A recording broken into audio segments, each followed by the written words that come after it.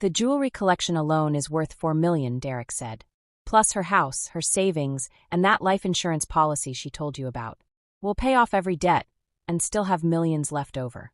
What about the investigation? Emily asked. Won't the police ask questions? It's an accident. Elderly woman leans too far over a railing and falls. These things happen. There's nothing suspicious about it. Nothing suspicious. They'd planned this so carefully that they truly believed they'd get away with murder. I lay there in the thorns, forcing myself not to move even though insects were crawling on my skin and blood was pooling under my head. Every breath hurt. Every heartbeat sent fresh waves of pain through my broken body. But I was alive, and I was listening to every single word they said. After exactly 20 minutes, Derek made the call. His performance was perfect. Hello. Please help. My wife's grandmother fell from our balcony. She's not moving. Please hurry. He gave them the address, his voice shaking with fake emotion. Emily cried in the background, wailing about how much she loved me. How could this happen? She sobbed. We only looked away for 1 minute. By the time the ambulance got there, they'd be a devastated family dealing with a tragic loss. Nobody would suspect the truth. I heard sirens approaching maybe 15 minutes later. The paramedics would search for my body, find me in the bushes, and pronounce me dead at the scene. Except I wasn't going to let that happen. Using every bit of strength I had left, I crawled through the thorn bushes toward the back of the property. Each movement was torture, but fear pushed me forward. I had to get away before they found me. Before they could finish what they started. The property backed up to a narrow path that led to the main road. I dragged myself along that path, leaving a trail of blood behind me, until I reached a small restaurant parking lot. A young couple was getting into their truck. Please, I gasped, stumbling toward them. I need help. The woman screamed when she saw me, covered in blood and torn clothes. Her husband caught me before I collapsed. What happened to you? He demanded. Were you attacked? I fell, I whispered. Hiking accident. Can you take me to a hospital? They rushed me to the emergency room without asking more questions. The doctors said I had 3 broken ribs, a concussion, and dozens of deep cuts from the thorns. You're incredibly lucky, one nurse told me.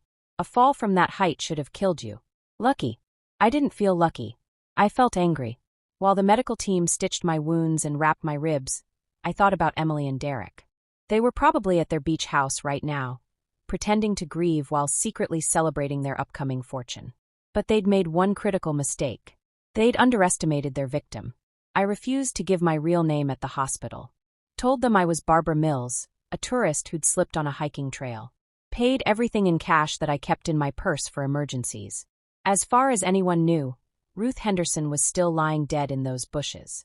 And I planned to keep it that way until I was ready to reveal the truth. The hospital wanted me to stay overnight, but I checked myself out after 6 hours. I had work to do and it couldn't wait. From a payphone outside the hospital, I called my lawyer. Thomas had handled my family's legal matters for 30 years. He'd known me since Emily was a baby. Thomas, this is Ruth, I said when he answered. I need your help with something urgent, and you have to promise not to ask questions yet. Ruth? You sound terrible. Are you all right? Just listen. I need you to file paperwork changing my will immediately. Everything goes to the animal shelter and children's hospital. Nothing for Emily. Can you do that today? There was a long pause. Ruth, what's going on? This is very sudden. Please, Thomas. I'll explain everything soon. But right now, I need this done before tomorrow morning. Another pause, then a sigh. I'll handle it. The new will would be filed and official by midnight. Now I needed to catch Emily and Derek in their lies. I took a taxi to a cheap motel far from the beach house, and far from my regular neighborhood. Paid cash again, using my fake name. The room was small and smelled like old carpet, but it had everything I needed. A bed, a shower, and privacy. I spent that first night watching the local news on the tiny television. My story was everywhere. Tragic accident at beach house. Elderly woman falls to her death. Family devastated. They interviewed Emily and Derek right outside their house. My sweet grandmother, Emily, sobbed into the camera. She was everything to me. I can't believe she's gone. Derek wrapped his arm around her shoulders. Ruth was like a mother to me. This is the worst day of our lives. The worst day of their lives. They were standing in front of the balcony where they'd murdered me, lying to the entire world about their grief. The reporter asked if they'd witnessed the fall. We were inside making lunch, Derek explained. We heard a scream and ran out to find her already on the ground. It happened so fast. By the time we called for help, There was nothing anyone could do. Perfect lies delivered with perfect emotion. If I hadn't heard their real conversation, even I might have believed them. The news showed footage of police searching the bushes with flashlights. They'd found blood and torn fabric, but no body. Authorities are searching the area, the reporter said. But they believe the victim may have wandered away in a confused state before collapsing elsewhere. Dental records will be used for identification once a body is recovered. No body. That must have terrified Emily and Derek. They knew I'd fallen into those bushes. So where had I gone? I smiled despite the pain in my ribs. Let them wonder. Let them worry. Let them imagine me crawling through the darkness, possibly alive, possibly coming for them. Over the next 3 days, I watched them from a distance. Followed them to the police station where they gave official statements. Watched them meet with my lawyer about the will.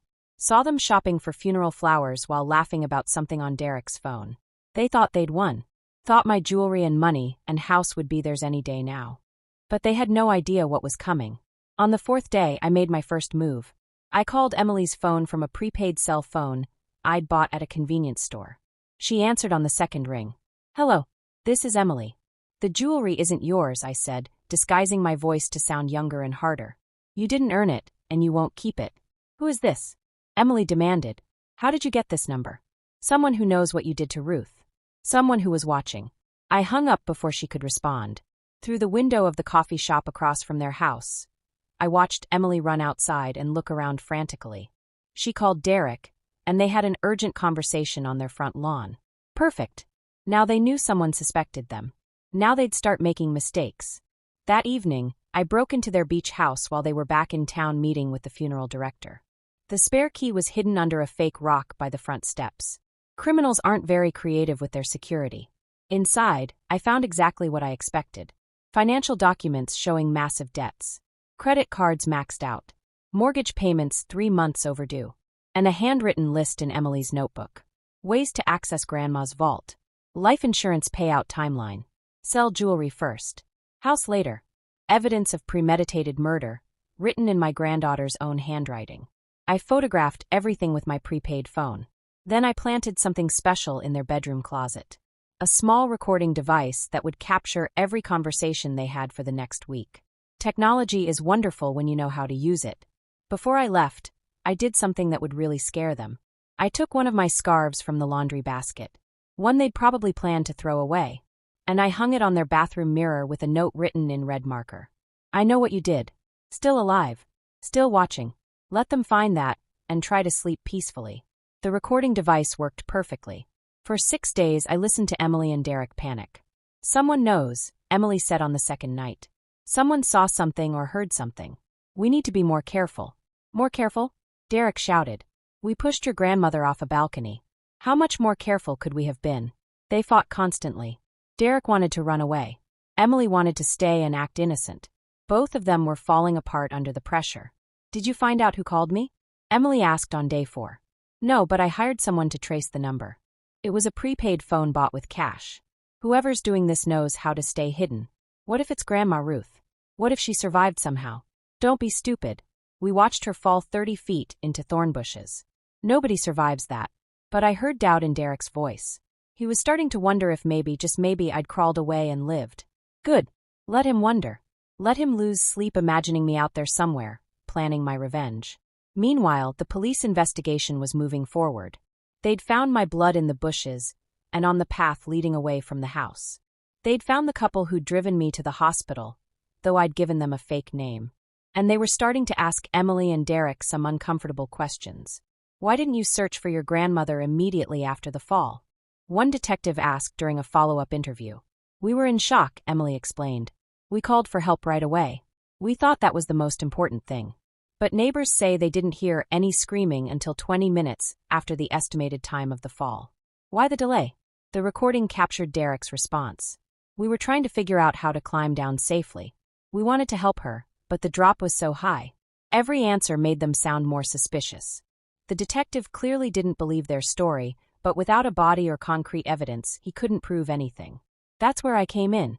On day 7, I walked into the police station and asked to speak with Detective Morris. The officer at the front desk stared at me in shock. "Ma'am, can I ask your name?" "Ruth Henderson," I said clearly. I believe you've been looking for me. The station erupted in chaos. Ruth Henderson was supposed to be dead. Her family had filed a death certificate request. They'd planned a funeral. They'd met with lawyers about her estate. And now here she was, bruised and bandaged but very much alive. Detective Morris rushed out of his office. Mrs. Henderson? Is it really you? It's really me, Detective. And I have quite a story to tell you about my granddaughter and her husband. I spent 4 hours giving my statement. Told him everything about the push, the conversation I'd overheard, the evidence I'd collected. Played him the recordings from the device I'd planted in their house. This is incredible, Detective Morris said when I finished. Most attempted murder victims don't gather this much evidence against their attackers. Most victims don't have as much motivation as I do, I replied. My granddaughter tried to kill me for jewelry. I think that deserves a thorough investigation. The detective agreed. Within 2 hours, police cars surrounded Emily and Derek's beach house. I watched from Detective Morris's car as officers knocked on their door. Emily answered, still wearing black clothes from the funeral home visit. Her face went completely white when she saw me sitting in the police car. Grandma, she whispered. But you're dead. Reports of my death were greatly exaggerated, I called out. Though I appreciate your concern. Derek appeared behind her and actually stumbled backward in shock. He looked like he'd seen a ghost. In a way, he had. Emily Henderson and Derek Henderson, Detective Morris said formally. You're both under arrest for attempted murder, conspiracy to commit murder, and fraud. The handcuffs clicked into place while I watched. Emily started crying, but these weren't fake tears anymore. These were real tears of someone whose entire plan had collapsed. They tried to push her into the police car, but Emily broke free for a moment and ran toward me. Grandma, please. It was a mistake. We didn't mean for any of this to happen. You pushed me off a balcony, I said calmly. That seems pretty intentional to me. We were desperate. We needed money. Derek has gambling debts. I was going to lose everything. So you decided to take everything from me instead? I shook my head. That's not how family works, Emily. The officers pulled her away and put her in the car. Derek didn't say anything. Just stared at me with pure hatred in his eyes. That look told me everything I needed to know. Given the chance, he'd push me off that balcony again. The trial took 8 months to begin. During that time, Emily and Derek sat in jail because they couldn't afford bail. All their credit cards were maxed out, remember? And I certainly wasn't going to help them. My lawyer, Thomas, couldn't believe the whole story when I finally explained everything. Ruth, I've known you for 30 years, he said. I never thought you had this kind of steel in you. Neither did I admitted. But attempted murder has a way of bringing out unexpected strengths. The prosecutor loved my case. Strong evidence, clear motive, and recordings of the defendants discussing their crime. This is the most solid attempted murder case I've seen in 20 years, she told me.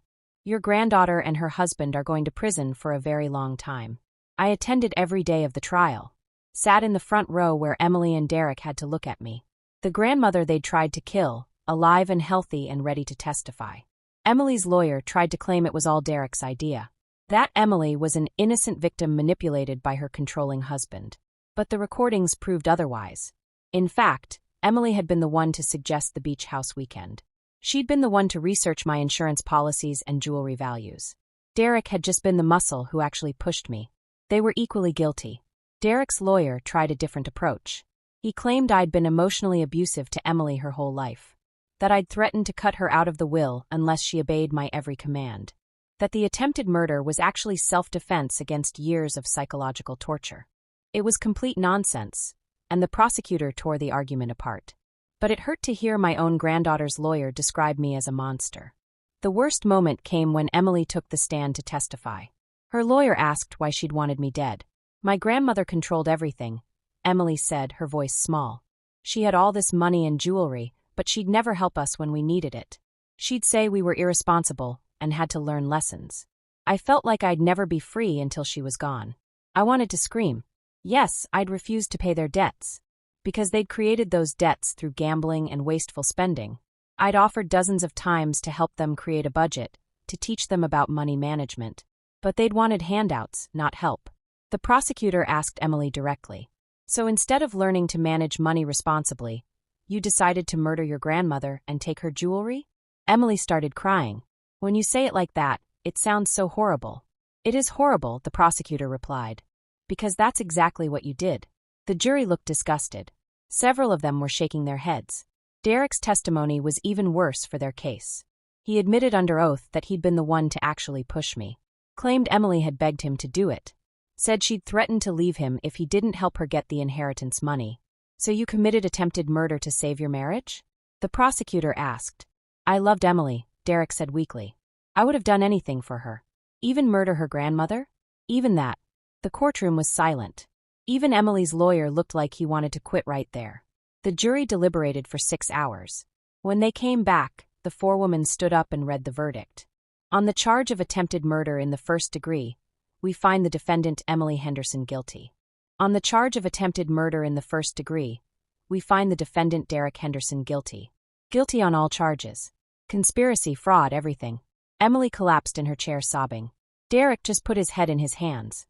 The judge scheduled sentencing for 2 weeks later. During those 2 weeks, Emily tried calling me from jail 17 times. I didn't answer once. What could she possibly say that would matter now? Sentencing day arrived on a cold morning in November. The courtroom was packed with people who'd followed the case in the news. The judge was a stern woman in her 60s who'd seen thousands of cases, but seemed particularly offended by this one. Before I announced the sentences, the judge said, I want to address the defendants directly. She looked at Emily and Derek with cold eyes. You two conspired to murder an elderly woman for money. Not a stranger, but a family member who loved and trusted you. You planned it carefully, executed it violently, and then lied about it to authorities and the public. This court finds your actions reprehensible. Emily started crying again. The judge ignored her. Emily Henderson, for attempted murder and related charges, I sentence you to 20 years in state prison. Derek Henderson, for attempted murder and related charges, I sentence you to 18 years in state prison. 20 years. Emily would be 55 years old when she got out.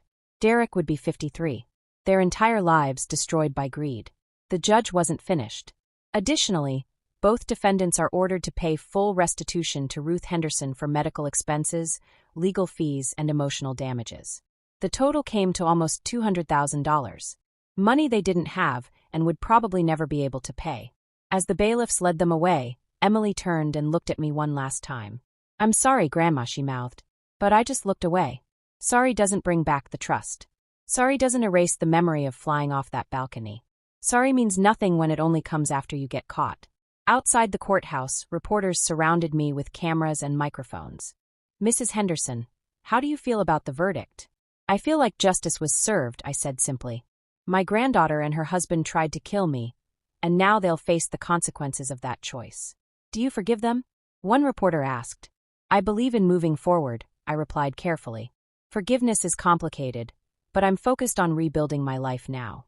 That was the only interview I gave. I didn't write a book or do television appearances. Some stories don't need to be turned into entertainment.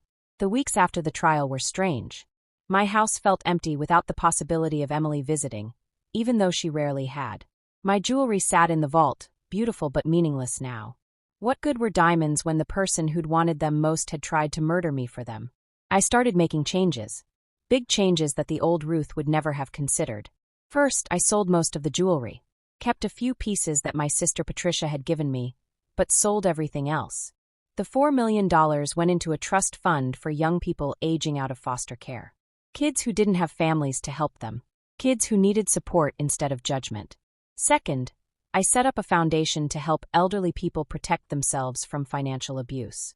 Too many grandparents were being taken advantage of by family members who saw them as ATMs instead of people. My foundation would provide legal help, education, and support. Third, I started volunteering at the women's shelter downtown, teaching self-defense classes to survivors of domestic violence, sharing my story about recognizing danger and fighting back. If my experience could help even one person escape an abusive situation, then maybe some good could come from it. But the biggest change was internal. I stopped measuring my worth by whether people needed me. Stopped trying to buy love with money and gifts. Started understanding that real family shows love through actions, not by asking what they can take from you. 6 months after the sentencing, I received a letter from Emily. It had been forwarded through my lawyer because I'd moved and hadn't given her my new address. Dear Grandma Ruth, the letter began. I know you probably don't want to hear from me. I know I don't deserve your attention or forgiveness. But I need you to understand something. I was wrong. Not just about pushing you off the balcony, but about everything. I spent my whole adult life thinking you owed me something. Money, jewelry, support. I thought being your granddaughter meant I deserved your wealth. But sitting in prison, I finally understand. You didn't owe me anything. You gave me everything already. Love, guidance, time, attention. And I threw it all away because I wanted more. I wanted things instead of relationships. Prison is teaching me what really matters. The other inmates who have families that visit are the lucky ones. The ones with money but nobody who cares about them are miserable. I'm in the second group now, and I only have myself to blame. I'm not asking you to forgive me or write back. I'm not asking for anything anymore. I just wanted you to know that I finally understand what I did. I didn't just try to take your life. I destroyed my own. Derek and I are getting divorced. He blames me for everything, and maybe he's right too. This was my idea. My greed. My terrible plan. I have 18 years left on my sentence. 18 years to think about the grandmother I tried to murder for jewelry I didn't need. I hope you're living a wonderful life without me in it. You deserve that after everything I put you through. With regret and understanding, Emily. I read the letter 3 times. Cried a little. Then put it in a drawer and didn't respond. Maybe someday I'd be ready to write back. Maybe I'd visit her in prison, and we'd have a real conversation about what happened. But not yet. The wound was still too fresh. The betrayal still hurt too much. Some people said I was being too harsh. That family should forgive family no matter what. But those people had never been pushed off a balcony by someone they loved.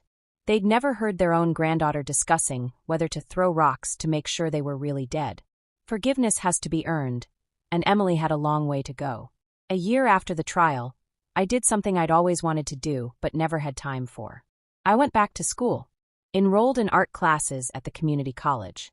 Learned to paint and sculpt and create beautiful things with my hands. My teacher, a woman named Maria who was 68 years old, became my first real friend in years. She knew my story, everyone did after all the news coverage, but she never treated me like a victim or a celebrity. One day while we were working on a pottery project, Maria asked me a question. Do you regret surviving? Not even for a second, I replied. Why would I? Because now you have to live with knowing your granddaughter wanted you dead. Some people would rather die than face that truth. I thought about it while shaping the clay between my hands. Maybe some people would prefer blissful ignorance. But I'd rather live with hard truths than die believing comfortable lies. Emily showed me exactly who she was when she pushed me off that balcony. And now I get to decide who I want to be in response. Maria smiled. And who do you want to be? Someone who doesn't need anyone else's approval to be valuable, I said. Someone who builds things instead of waiting to inherit them. Someone who creates her own happiness instead of stealing it from others. That's a good person to be, Maria agreed. The sculpture I was working on was a phoenix rising from ashes. Seemed appropriate. On the second anniversary of my attempted murder, I did something unexpected. I went back to the beach house. It had been sold to a nice retired couple who knew nothing about what had happened there. I stood on the sidewalk looking up at the balcony where Derek had pushed me. The fall that should have killed me but instead had set me free. A young girl, maybe 10 years old, was playing in the yard. She noticed me staring and walked over. Are you okay, lady? She asked. I'm perfect, I told her honestly. Just saying goodbye to an old memory. The balcony didn't scare me anymore. The beach house didn't have power over me. I'd taken all that fear and anger and transformed it into something better. A new life built on my own terms. That evening, I threw myself a party. Not a birthday or holiday celebration. Just a still alive and loving it party for no reason except that I could. I invited my art class friends, my lawyer Thomas, Detective Morris who'd become a friend during the investigation, and the volunteers from my foundation. We gathered in my new apartment, a cozy place downtown that I'd bought with money from selling my old house. Too many bad memories in that big empty house where I'd waited for family members who only visited when they wanted something. This new place was small but filled with light and laughter, and people who actually cared about me. Thomas raised his glass for a toast. To Ruth Henderson, the toughest woman I've ever met. To Ruth. Everyone echoed. Detective Morris added his own toast. To the woman who solved her own attempted murder and got justice without any help from us. We all laughed at that. It was true. I'd done most of the detective work myself. Maria from art class stood up next. To second chances and new beginnings. To not letting terrible people ruin your happiness. I felt tears in my eyes, but they were good tears this time. Happy tears. For 65 years, I'd defined myself by my relationships. Wife to a husband who'd passed away young. Mother to a daughter who'd moved across the country. Grandmother to Emily who'd seen me as a bank account with legs. But now I was just Ruth. Artist. Foundation creator. Volunteer. Friend. And that was enough. Later that night, after everyone had gone home, I sat on my apartment balcony and thought about the past 2 years. Emily and Derek were in prison. My jewelry was funding scholarships. My house belonged to someone else. Everything that used to define me was gone. And somehow, I'd never been happier. My phone rang. The caller ID showed the state prison again. Emily had been trying to call once a month for the past year. I always declined. But tonight, feeling generous and maybe a little tipsy from the party wine, I answered. "This is Ruth." "Grandma?" Emily's voice was small, uncertain. "Thank you for answering." I didn't say anything. Just listened. "I know you don't owe me any words," she continued. "But I wanted to tell you something. I'm taking college classes in prison. Studying business management and financial planning. Learning all the things I should have learned from you when I had the chance." "That's good," I said quietly. "I'm glad you're making productive use of your time." And I started a support group here for women dealing with greed and materialism issues. Trying to help others avoid making the same mistakes I did. "That's very mature of you." There was a long pause. I heard Emily crying softly. "I don't expect you to forgive me," she said through the tears. "I don't expect you to ever speak to me again after tonight. But I need you to know that you were right about everything. Money doesn't buy happiness. Family is more valuable than jewelry. And I destroyed the most precious thing I had when I pushed you off that balcony." I took a deep breath. "Emily, I'm not ready to forgive you yet. Maybe I never will be. What you did broke something inside me that can't be fixed." "I understand," she whispered. "But I want you to know something too," I continued. "I'm not that same desperate grandmother anymore. The one who needed your approval so badly that I ignored warning signs. You tried to kill that woman, and in a way you succeeded. The person I am now is stronger. But I'm also lonelier because I can't trust family anymore." That silence on the other end was heavy with regret. "I have to go now," I said. "But Emily, I hope those college classes and support groups are real. I hope you actually learned something from this nightmare you created. Because 18 more years is a long time to spend knowing you destroyed your life for jewelry." I hung up before she could respond. My hands were shaking. That conversation had taken more energy than I'd expected. But it also felt like closing a door that had been left open too long. The next morning, I woke up with a sense of peace I hadn't felt in years. I made coffee, fed my new cat, Warrior, and sat down to paint. The canvas in front of me was blank and full of possibilities. Just like my life now. My doorbell rang around 10 o'clock. When I opened it, I found a young woman standing there nervously. "Mrs. Henderson?" she asked. "My name is Claire Martinez. I'm one of the students receiving a scholarship from your foundation." "Claire, yes." I remembered her application. "Come in, please." She stepped inside, looking around at my modest apartment with curiosity. "I wanted to thank you in person," she said. "The scholarship is letting me study nursing. I'm going to help people just like you did when you were younger." We talked for 2 hours. Claire told me about growing up in foster care, about having no family support, about working 3 jobs while trying to go to school. "Your jewelry is changing my life," she said with tears in her eyes. "I'll never be able to thank you enough." "That right there," I told her, pointing at her determined face, "is worth more than any diamond I ever owned." After Claire left, I sat on my balcony and smiled. Emily had wanted those jewels to buy fancy vacations and expensive cars. Instead, they were putting deserving kids through college. Derek had wanted the money to pay gambling debts. Instead, it was funding a foundation that helped abuse victims. They tried to take everything from me through violence and lies. But I turned their greed into something beautiful and meaningful. That felt like the best revenge possible. 3 years after the attempted murder, I got a call from Detective Morris. "Ruth, I have some news about Derek. He's requesting early parole." My stomach dropped. "Already? He's only served 5 years. Apparently he's been a model prisoner. Attending therapy, teaching other inmates to read, staying out of trouble. The parole board is considering releasing him early for good behavior." "Can they do that?" I asked. "Legally, yes. But you'll have a chance to speak at the parole hearing if you want. Tell them how his crime affected you." I thought about it for a week. Part of me wanted Derek to serve every single day of his sentence. But another part of me wondered what good it would do to keep him locked up if he'd genuinely changed. The parole hearing was held on a rainy Tuesday morning. Derek was brought in wearing an orange jumpsuit, looking much older than I remembered. Prison had aged him dramatically. The parole board asked me to share my victim impact statement. I stood up, my prepared speech in hand, and looked Derek straight in the eyes. 5 years ago, I began, this man pushed me off a balcony. He watched me fall 30 feet. He listened to his wife discuss whether I was dead yet. And then he waited 20 minutes before calling for help, hoping I would die before anyone arrived. Derek stared at the floor, his jaw clenched. That act of violence broke my body temporarily, I continued. But it also broke something deeper. My ability to trust family. My belief that people who say they love you actually mean it. My faith that the world is generally good and safe. The parole board members were writing notes. One woman looked particularly sympathetic. However, I said, taking a breath, keeping Derek Henderson in prison won't heal those wounds. Nothing will. Revenge doesn't work that way. I've learned that over the past 3 years. Derek's head snapped up, surprise clear on his face. If Derek has genuinely changed, if he's learned why what he did was monstrous and unforgivable, then releasing him early won't hurt me any more than keeping him locked up.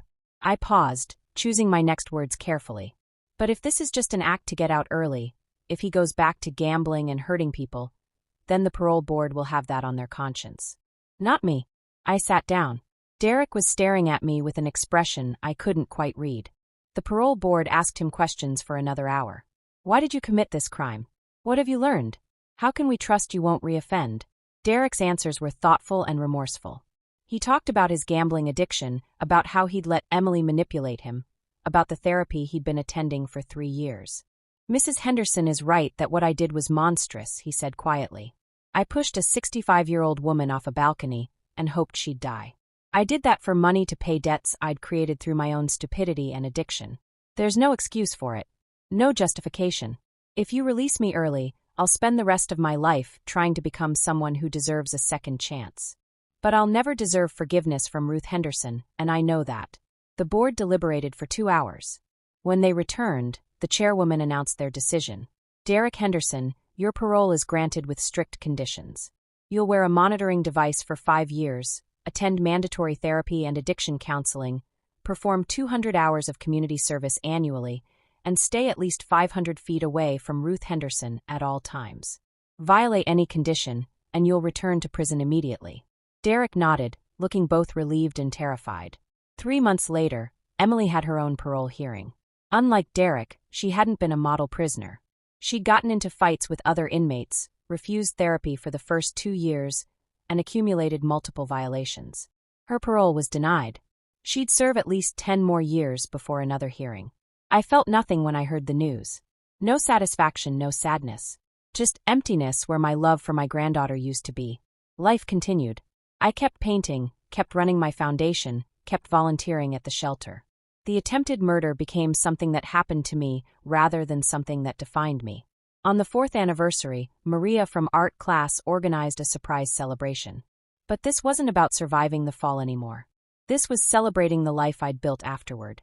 Look at everything you've accomplished, Maria said, showing me a photo album she'd compiled. 23 students on scholarship. A foundation helping hundreds of elderly abuse victims. Art shows where you've sold paintings. New friendships. A cat named Warrior. You didn't just survive, Ruth. You thrived. I looked through the album with tears streaming down my face. She was right. Emily and Derek had tried to end my story on that balcony. Instead, they'd accidentally given me permission to start over. To stop living for other people's approval and start living for myself. The best revenge, I realized, wasn't making them suffer. It was refusing to let their actions destroy me. It was taking the money they'd wanted and using it to help people. It was building a life so full and meaningful that their absence didn't even leave a hole. 6 months later, I received another letter from Emily. This one was different. Shorter. More honest. Grandma Ruth, I'm not asking for forgiveness anymore. I understand I'll never have that. I'm writing to tell you I finally finished my business degree. Top of my class in the prison education program. I'm also leading an anti-greed support group with 40 members.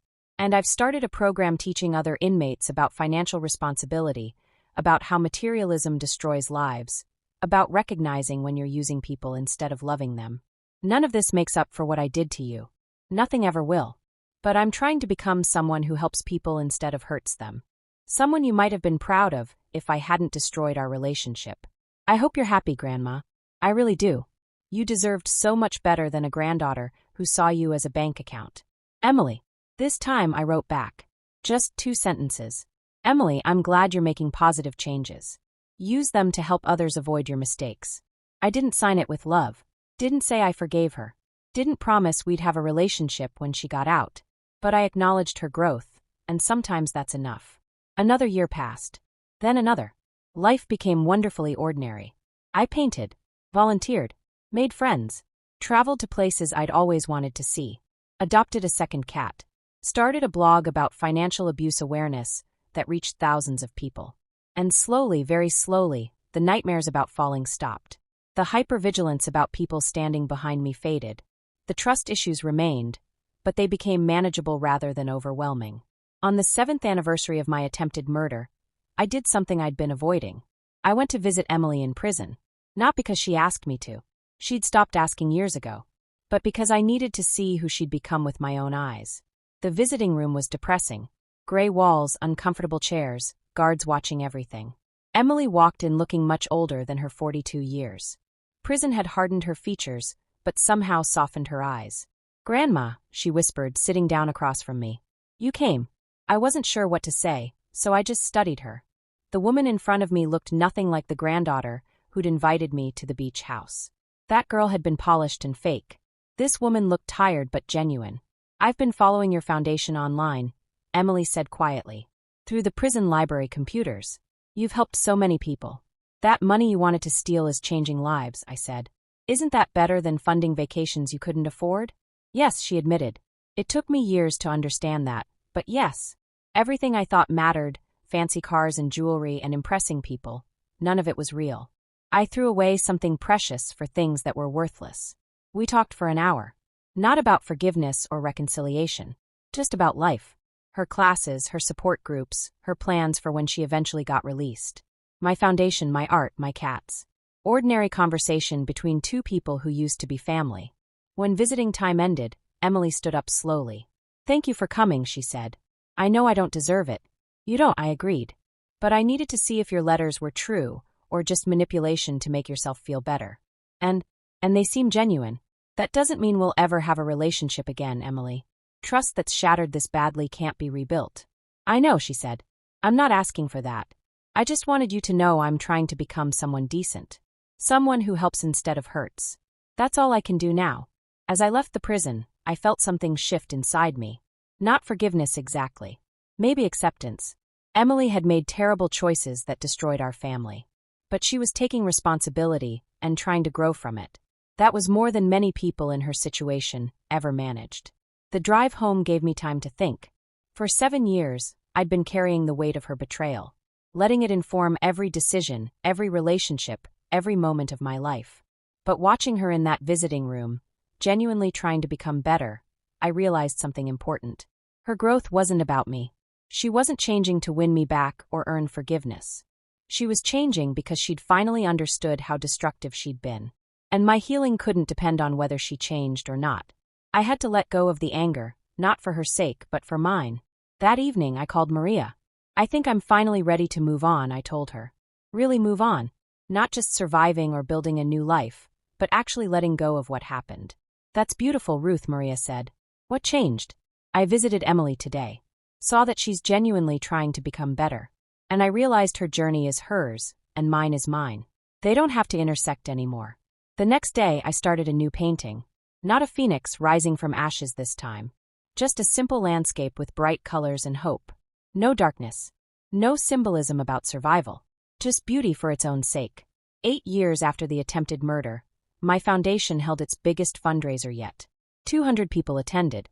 Scholarship recipients, volunteers, donors, and supporters.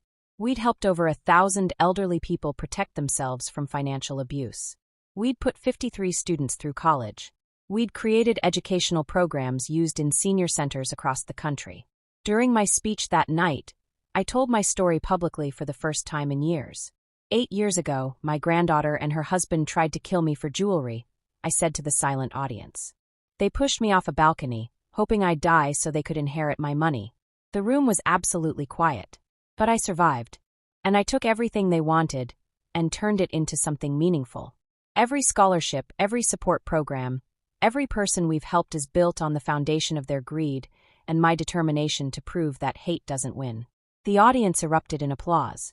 After the event, a young woman approached me nervously. "Mrs. Henderson?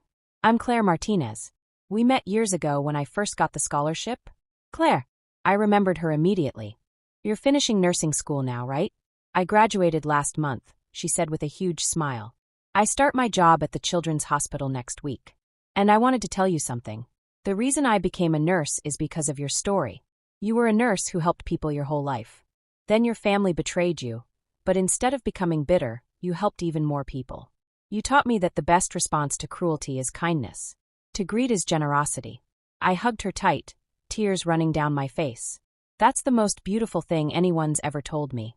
After Claire left, I stood alone in the empty event hall and thought about the journey. From desperate grandmother to attempted murder victim to foundation creator. From broken to healing to thriving. Emily and Derek had tried to take everything. Instead, they'd accidentally freed me. 9 years after the attempted murder, Derek reached out through his parole officer. He wanted to apologize in person. I almost said no. What could he possibly say that would matter after all this time? But curiosity won out. We met in a neutral location, a coffee shop with my lawyer present. Derek looked completely different. Thinner, older, with gray streaks in his hair. "Mrs. Henderson," he started, his voice shaking. "I don't expect forgiveness. I just need you to hear something. I destroyed my entire life because of greed and stupidity. I lost my wife, my freedom, my dignity. And I took away your sense of safety in the world. That's unforgivable." He pulled out a folder and slid it across the table. "These are certificates from my addiction recovery program, my therapy completion, and proof that I've been volunteering at a homeless shelter every week for 3 years. I'm not showing you this to impress you. I'm showing you because I want you to know your survival meant something. If you died, I would have gotten away with murder and never changed. But because you lived, because you fought back, I had to face what I'd become." I looked through the papers. Everything checked out. "Why are you telling me this?" I asked.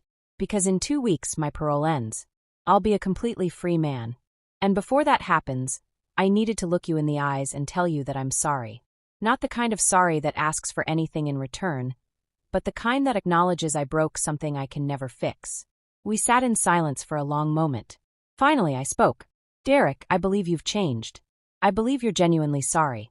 But you're right that you can't fix what you broke. So here's what I want from you. Live a good life. Help people. Use your second chance to make the world better. Don't waste it on guilt or self-pity. That's the only apology that will ever mean anything to me." He nodded, tears in his eyes. "Thank you." I stood to leave, then turned back. "And Derek? Stay away from Emily when she gets out. Whatever you two had is poisonous. Promise me you won't reconnect with her." "I promise," he said immediately. I learned that lesson. As I left the coffee shop, I felt lighter.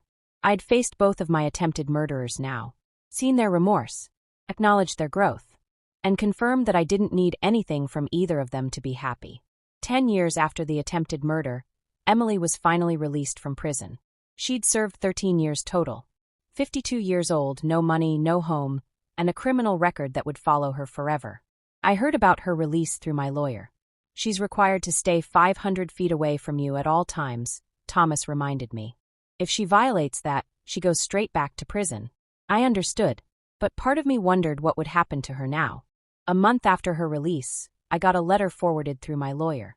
"Grandma Ruth, I'm out of prison, living in a halfway house and working at a grocery store. It's humbling but honest work. I'm still attending therapy and leading support groups for women dealing with materialism and greed. I'm also paying restitution from my paycheck, even though I know $200 a month will never cover what I owe you. I'm not writing to ask for anything. I just wanted you to know I'm trying to live the kind of life you would have taught me to live if I hadn't been too selfish to listen. Thank you for not giving up on the idea that people can change, even when they probably don't deserve the chance. Emily." I didn't respond to that letter, but I also didn't throw it away. 2 months later, I saw her, completely by accident at the grocery store where she worked. I was buying vegetables when I turned a corner, and there she was, stocking shelves in a green employee vest. She looked up, and our eyes met. For a moment, neither of us moved. Then Emily dropped her gaze and quickly walked away, respecting the 500-foot rule. I watched her disappear down another aisle. My granddaughter, now a middle-aged woman rebuilding her life from nothing. I should have felt satisfaction seeing her brought so low. But instead, I just felt sad for all the wasted years. The next week, I did something unexpected. I walked into that grocery store and asked to speak with the manager. "I'd like to make a donation to your employee hardship fund," I said. The manager looked confused. "We don't have one of those." "Then I'd like to create one," I replied, "with $50,000 to help employees who are struggling to get back on their feet." The manager's eyes went wide. "That's incredibly generous. Are there any specific guidelines for how it should be used?" "Yes," I said. "It should help people who are genuinely trying to rebuild their lives after making terrible mistakes. People who need a second chance." I never told Emily I'd done this. Never told anyone except my lawyer. But 6 months later, I heard through Thomas that Emily had received assistance from an anonymous employee fund. She'd used it to enroll in community college and move into a small apartment. "Was that your doing?" Thomas asked, suspicion in his voice. Maybe, I admitted. "Does that make me weak?" "It makes you human," he said. "Forgiveness doesn't mean forgetting or reconciling. Sometimes it just means releasing the hate and letting people face their consequences without actively hoping they fail." That felt right. I didn't want a relationship with Emily. Didn't want her in my life. But I also didn't need to watch her struggle forever to feel vindicated. 11 years after the attempted murder, I turned 76 years old. My foundation was thriving. My art was selling in local galleries. My cats were fat and happy. And I was genuinely content with my life in a way I'd never been before the fall. Maria threw me a birthday party with 40 of my closest friends. People I'd met through volunteering, through art classes, through the foundation. Real friends who valued me for who I was, not what I could give them. As we celebrated, I looked around the room and realized something profound. Emily and Derek had tried to kill me, but they'd accidentally given me the greatest gift possible. Freedom from toxic family obligation. Permission to build a life based on my own values. The courage to set boundaries and walk away from people who hurt me. The wisdom to recognize real love from manipulation. I wouldn't thank them for pushing me off that balcony. But I also wouldn't let that moment define the rest of my life. The fall lasted 2 seconds. My revenge lasted years. But my healing would last forever. That night, after everyone left, I sat on my balcony and thought about the past 11 years. About broken ribs and surveillance equipment. About trials and testimonies. About letters from prison and unexpected grocery store encounters. About the grandmother I used to be and the woman I'd become. My phone buzzed with a text message from an unknown number. I opened it cautiously. "Grandma, this is Emily. I got your number from the prison support group coordinator. I just wanted to say happy birthday. I know I have no right to contact you, but I think about you every day and hope you're well." I stared at the message for a long time. Then I typed a response. "Thank you, Emily. I hope you're building a good life." That's all. No love. No invitation to reconnect. Just basic human kindness. 3 dots appeared as she typed back. I'm going to be a financial counselor for people struggling with debt and materialism. Using my terrible choices to help others avoid the same mistakes." "That's good," I replied. "That's exactly what you should be doing." Our text conversation ended there. Maybe we'd never speak again. Maybe in 5 years we'd have coffee and a careful, boundaried relationship. Maybe she'd stay a distant presence I occasionally heard updates about. It didn't matter anymore. I'd spent 65 years defining myself through relationships with other people. Wife, mother, grandmother. Measuring my worth by how much I was needed and loved. But the woman who'd been pushed off that balcony died in the fall. And the woman who'd survived had learned to define herself differently. Artist. Foundation creator. Survivor. Friend. Ruth. Just Ruth. And Ruth was enough. 12 years after the attempted murder, something unexpected happened. A documentary filmmaker contacted me about telling my story. "We want to make a film about elderly financial abuse," she explained. "Your case is the most dramatic example we've found. It could help thousands of people recognize the warning signs before it's too late." I agreed, but with conditions. No sensationalism. No dramatic reenactments. Just honest conversation about how greed destroys families and how victims can rebuild. The documentary took 8 months to film. They interviewed me, Detective Morris, Thomas my lawyer, Claire and other scholarship recipients, even Derek who'd agreed to participate. Emily declined to be filmed, which I understood. The documentary premiered at a film festival and won an award for social impact. But more importantly, it started conversations. Families talked about inheritance and expectations. Elderly people learned to recognize financial abuse. Adult children reconsidered how they viewed their parents' money. I received thousands of messages from people sharing their own stories. My son stole my credit cards. My daughter forged my signature on checks. My grandson pressured me to sign over my house. Each story broke my heart, but also validated the work I'd been doing. This wasn't just about me and Emily. This was about a cultural problem where elderly people were seen as wallets instead of humans. "Thank you for speaking up," one woman wrote. "Your story gave me the courage to report my nephew for stealing my retirement savings. I hope you found peace after everything you went through." Peace. Had I found peace? I thought about it while painting in my studio that afternoon. The anger was mostly gone. The fear had faded. The betrayal still hurt sometimes, especially on holidays when I remembered what family gatherings used to feel like. But underneath all that was something solid and real. Self-respect. Independence. The knowledge that I'd survived the worst thing I could imagine and come out stronger. That felt like peace, even if it wasn't the kind I'd expected. 13 years after the attempted murder, I did something I'd been putting off. I sorted through old family photos. Pictures of Emily as a baby, as a child, as a young woman before everything went wrong. In every photo, she was smiling. Happy. Loved. Where had that sweet girl gone? When did she turn into someone who could push her grandmother off a balcony? I'd probably never understand the answer. People were complicated. Greed and desperation could turn decent people into monsters. And sometimes the children we raised became strangers we didn't recognize. I kept one photo. Emily at age 5, holding my hand at the beach. Before money mattered. Before inheritance became more important than love. The rest went into a box in my closet.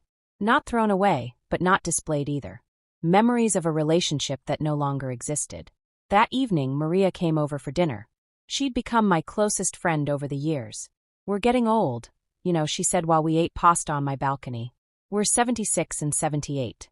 How much time do we have left?" I'd been thinking about that too. Enough time to do good work. Enough time to create beautiful art. Enough time to make a difference. "That's all anyone gets, really," Maria said. "Just time. And the choice of what to do with it. Your granddaughter chose to waste hers on greed. You chose to spend yours on healing and helping others. That's the real difference between you." We sat in comfortable silence, watching the sunset paint the sky orange and pink. Two old women who'd survived their own different tragedies and found friendship on the other side. 14 years after the attempted murder, I received news that changed everything. I was diagnosed with cancer. Stage 3. Treatable but serious. The doctor gave me a 70% survival rate with aggressive treatment. 70%. Better odds than I'd had when I fell off that balcony, but still terrifying. I started chemotherapy immediately. Lost my hair. Lost weight. Lost energy. But I didn't lose my determination to keep living. Claire, now a head nurse at the Children's Hospital, came to visit me during treatment. "You took care of so many people," she said, holding my hand while I sat in the infusion chair. "Now let us take care of you." The foundation members organized meal deliveries. Maria drove me to appointments. Thomas handled all my legal affairs, so I didn't have to worry. And my art class friends decorated my apartment with paintings to cheer me up. I was surrounded by love from people who chose to be in my life. People who stayed because they wanted to, not because they expected an inheritance. During one particularly difficult chemo session, my phone rang. Unknown number. I almost didn't answer, but something made me pick up. "Hello, Grandma Ruth?" It was Emily's voice, uncertain and scared. "I heard through Derek that you're sick. I know I have no right to call. I know you probably don't want to hear from me, but I needed to tell you something." "What?" I asked, too tired to be angry. "I'm praying for you. Even though I'm the reason you might not trust prayer anymore. Even though I destroyed any right to care about your health. I'm praying every day that you beat this cancer. Because the world needs people like you in it." I felt tears running down my face. "Thank you, Emily. That means something. Do you want me to visit?" She asked hesitantly. "I know I'm not allowed near you legally, but I could get permission if you wanted." "No," I said gently. "But keep praying if it helps you. And keep helping people avoid the mistakes you made. That's the best way to honor whatever relationship we used to have." "Okay," she whispered. "I love you, Grandma. Even though I lost the right to say it." I hung up without responding to the love part. Because love wasn't just words. Love was actions. And Emily's actions 14 years ago had spoken louder than any words ever could. But I also didn't hate her anymore. That felt like progress. The chemotherapy was brutal, but it worked. After 6 months of treatment, my scans came back clean. Remission. I'd survived attempted murder and cancer. At this point, I was pretty sure I was indestructible. My 77th birthday party was the biggest celebration yet. Over 100 people crowded into the community center. Foundation members, scholarship recipients, art students, volunteers, friends. I gave a speech that night that I'd been preparing for months. 14 years ago, someone tried to end my life for money. Today, I'm celebrating surviving not just that attack, but also cancer. And I've learned something important through both experiences. The people who try to destroy you don't get to define your story. The fall off that balcony was 2 seconds of my life. The cancer treatment was 6 months. But I've had 14 years of building something meaningful. Of helping people. Of creating art. Of making real friends. That's what defines me. Not the betrayal, but what I built afterward. The room erupted in applause. After the speeches ended and the party wound down, I stood outside under the stars. Maria joined me, linking her arm through mine. "You did it," she said simply. "You took the worst thing that ever happened to you and turned it into the best thing." I smiled. You know what's funny? If Emily hadn't pushed me off that balcony, I'd probably still be desperately seeking her approval. Still measuring my worth by whether she called on holidays. Still defining myself through relationships with people who didn't value me. That's dark but true, Maria agreed. Sometimes the worst betrayals lead to the best transformations. 15 years after the attempted murder, I did something I never thought I'd do. I invited Emily to coffee. Not to reconcile. Not to rebuild our relationship. But to finally have an honest conversation about what happened and where we both were now. We met at a neutral cafe with my lawyer present, just in case.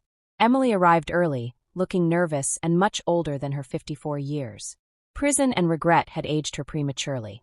"Thank you for agreeing to meet," she said quietly as I sat down. "I wasn't sure you ever would." "I'm not here to forgive you," I said immediately.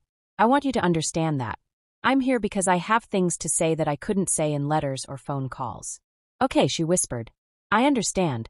First, I want you to know that I'm happy now. Genuinely happy in a way I never was when you were in my life. Because our relationship was built on manipulation and obligation, not real love." Emily flinched but nodded. "Second, the money you wanted so badly has helped hundreds of people. Students, abuse victims, people who actually needed it. That's a better legacy than you would have created by wasting it on luxuries you couldn't afford." "I know," she said. "I've been following the Foundation's work. It's incredible what you built from my greed." Third, I acknowledged, "I'm not asking you to keep punishing yourself. You've served your time. You're building a meaningful life helping others. That's good and important.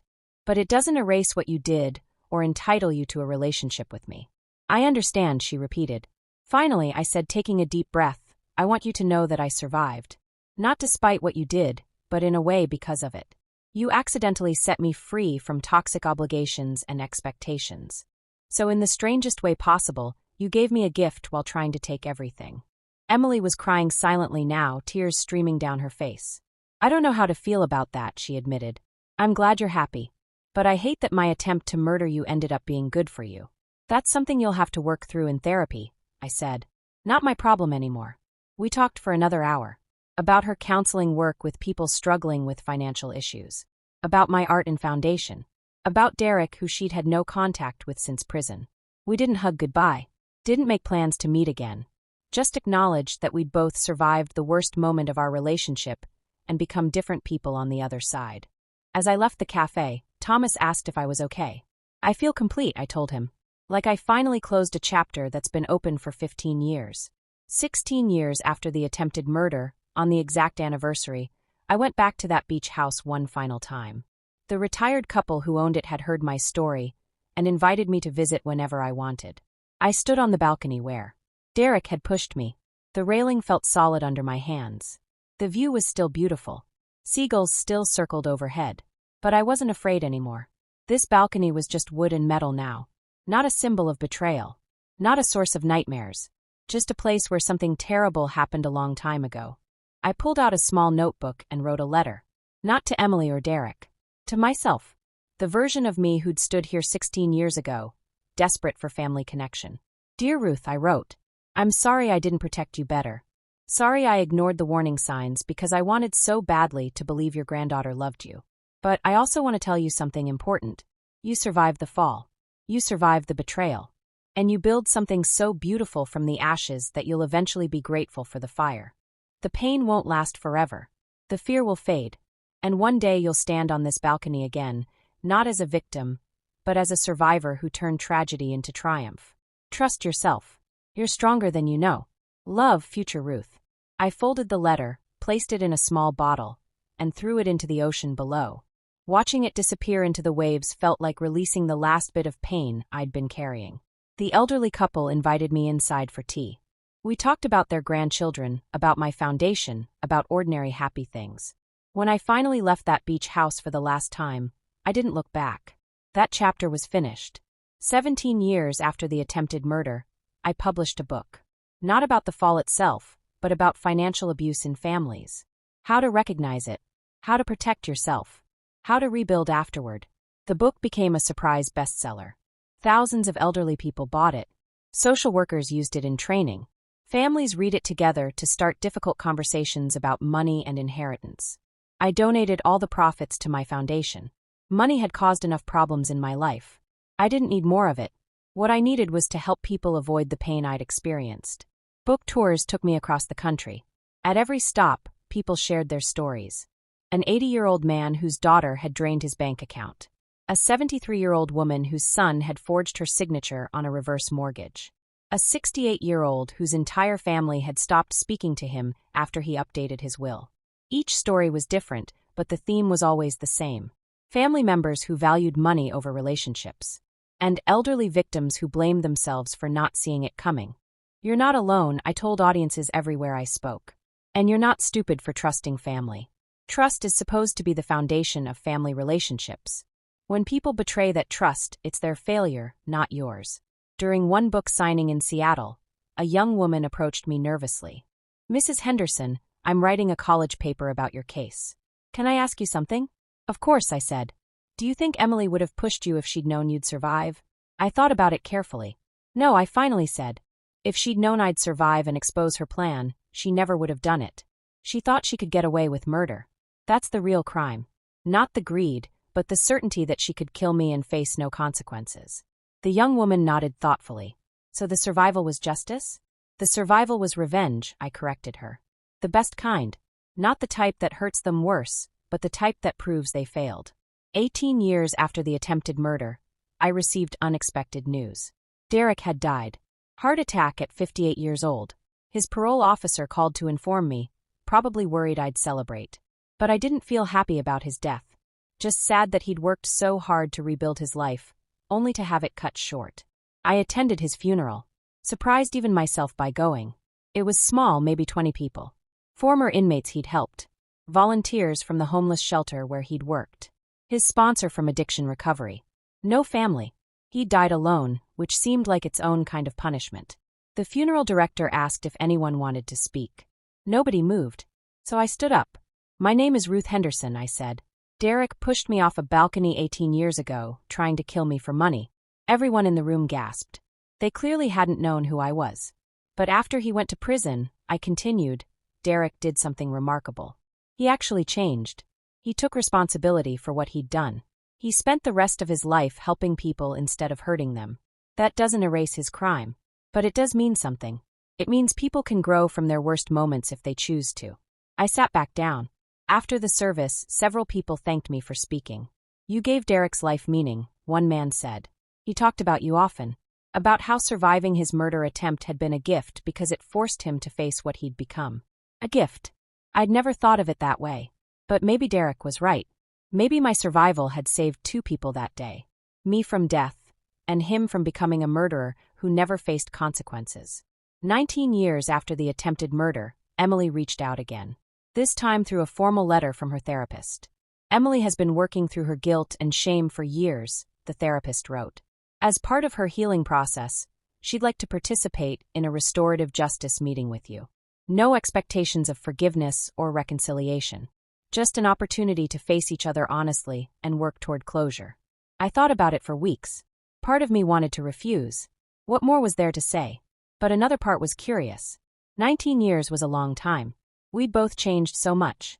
Maybe a final conversation would bring closure for both of us. The meeting was held in a neutral mediation center with both our therapists present. Emily arrived looking small and nervous.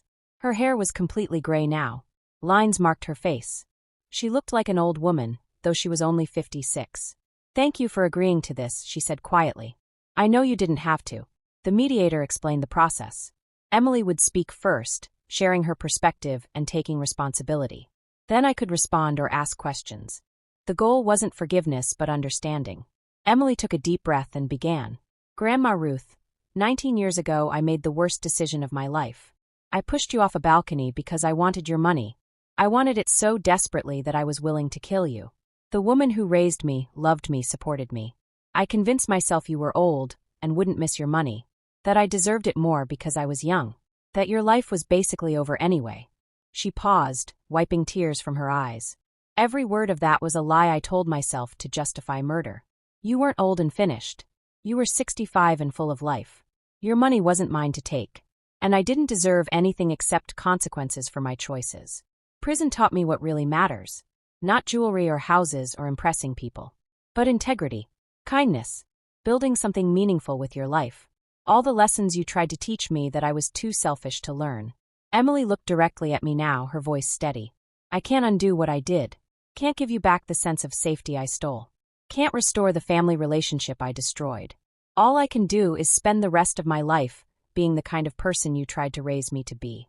Even if you never see it or acknowledge it. I'm doing it because it's right, not because I think it'll earn your forgiveness." The room was silent. The mediator asked if I wanted to respond. "Yes," I said. "Emily, you're right that you can't undo the past. You can't give me back the grandmother who trusted family and believed in unconditional love. That woman died when you pushed her. But I want you to understand something. The woman I became after surviving is stronger and happier than the woman I was before. So in the most twisted way possible, you gave me permission to stop living for other people's approval. To build a life based on my own values. To find real friends instead of toxic family." Emily looked stunned. "I don't know if that makes it better or worse," she whispered. "It makes it what it is," I replied. "A terrible thing that accidentally led to positive changes. That doesn't absolve you of guilt.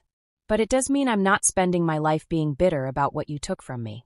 We talked for 2 more hours. About her counseling work. About my foundation. About Derek's death and what it meant. About the scars we both carried. At the end, the mediator asked if there was anything else we needed to say. Emily spoke first.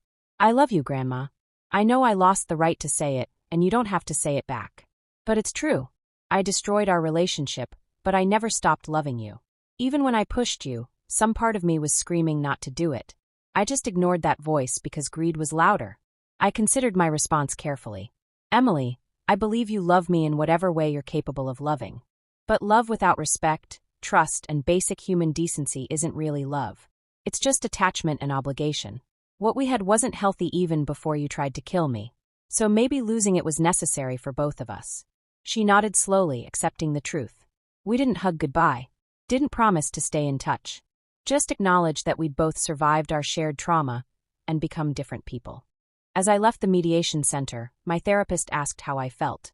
"Complete," I said. "Like I finally closed a door that's been halfway open for 19 years. 20 years after the attempted murder, I threw the biggest party of my life. Not celebrating the fall, but celebrating 2 decades of the life I'd built afterward." The community center was packed with 300 people.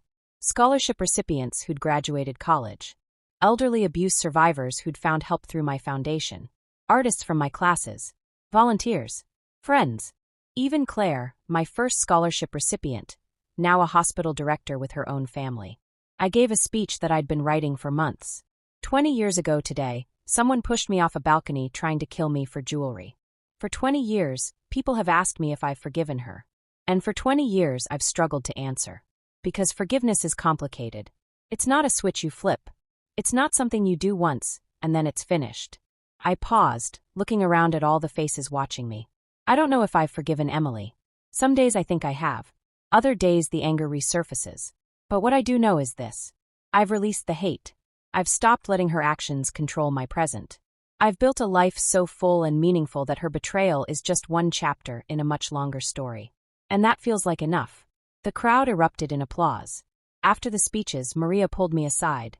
"You know what I love about you?" she said. "You turned attempted murder into a movement. You took something that should have destroyed you and used it to help thousands of people. That's not just survival. That's transformation. I hugged my dear friend. I couldn't have done it without people like you, I told her. Without real friends who valued me for who I am instead of what I have. That night, I went home to my apartment and sat on the balcony with my cats. 20 years. 2 decades since the worst day of my life that accidentally became the catalyst for the best years. My phone buzzed with a message.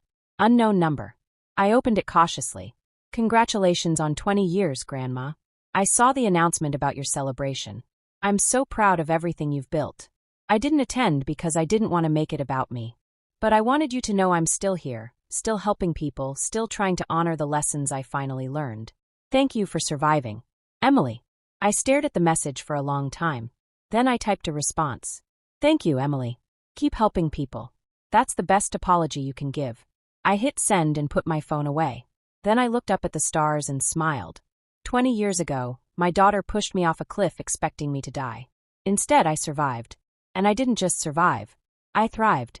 Built a foundation that helped thousands. Created art that brought joy. Made friends who actually loved me.